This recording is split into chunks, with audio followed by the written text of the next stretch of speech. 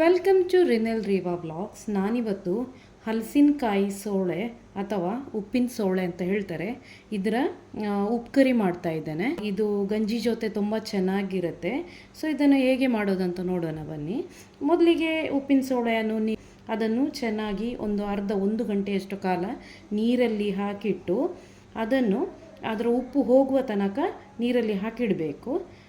ನಂತರ ಅದನ್ನು ಚೆನ್ನಾಗಿ ತೊಳೆದು ಅದನ್ನು ಈ ಥರ ನೀರಿನ ಪಸೆ ಇಲ್ಲದ ಹಾಗೆ ನಾವು ಹಿಂಡಿಟ್ಕೊಳ್ಬೇಕು. ಬೇಕಾಗುವ ಸಾಮಗ್ರಿಗಳು 3-4 ಒಣಮೆಣಸು, ಕ್ರಷ್ ಮಾಡಿಟ್ಟಂಥ ಜಜ್ಜಿಟ್ಟಂಥ ಬೆಳ್ಳುಳ್ಳಿ, ಸ್ವಲ್ಪ ಜೀರಿಗೆ, ಅರಿಶಿಣದ ಹುಡಿ, ಕರಿಬೇವು, ಸ್ವಲ್ಪ ತೆಂಗಿನಕಾಯಿ ಹಾಗೂ ಒಂದು ಕಟ್ ಮಾಡಿಟ್ಟಂಥ ನೀರುಳ್ಳಿ ಹಾಗೂ ರುಚಿಗೆ ತಕ್ಕಷ್ಟು ಉಪ್ಪು. ತೆಂಗಿನ ಎಣ್ಣೆ ಹಾಕ್ಕೊಳ್ಳೋದ್ರಿಂದ ತುಂಬ ರುಚಿಯಾಗಿ ಬರುತ್ತೆ.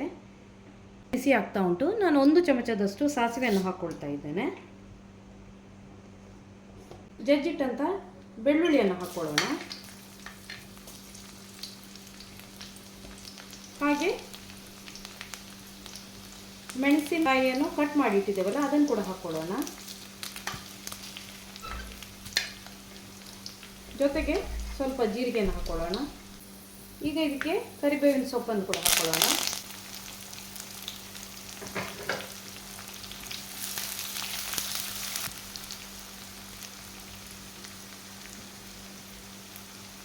ಈಗ ಇದಕ್ಕೆ ಉಪ್ಪಿನ ಸೋಳೆಯನ್ನು ಹಾಕ್ಕೊಳ್ಳೋಣ.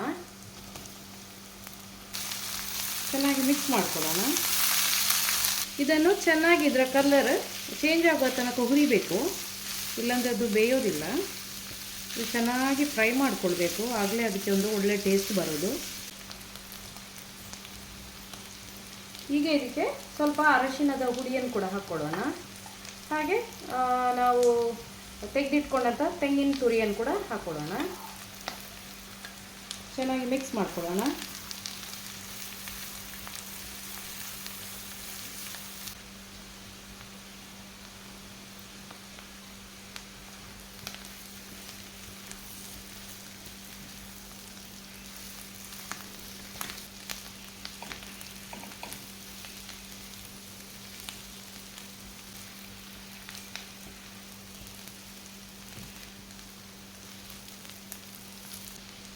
ನಾನಿಲ್ಲಿ ಉಪ್ಪನ್ನು ಹಾಕಿಲ್ಲ, ಯಾಕಂತ ಹೇಳಿದ್ರೆ ಇದರಲ್ಲಿ ಆಲ್ರೆಡಿ ಉಪ್ಪಿರುತ್ತೆ. ಆದ ಕಾರಣ ಯಾವತ್ತೂ ಚೆಕ್ ಮಾಡಿಯೇ ಉಪ್ಪು ಹಾಕ್ಕೊಳ್ಬೇಕು.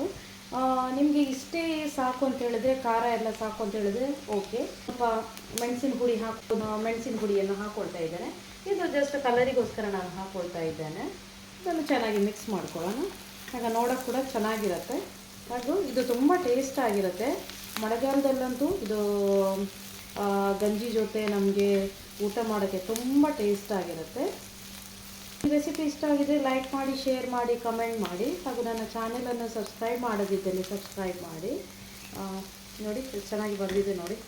ಸೊ ನೀವು ಕೂಡ ಒಂದ್ಸಲ ಟ್ರೈ ಮಾಡಿ ಮನೆಯಲ್ಲಿ. Thank you for watching.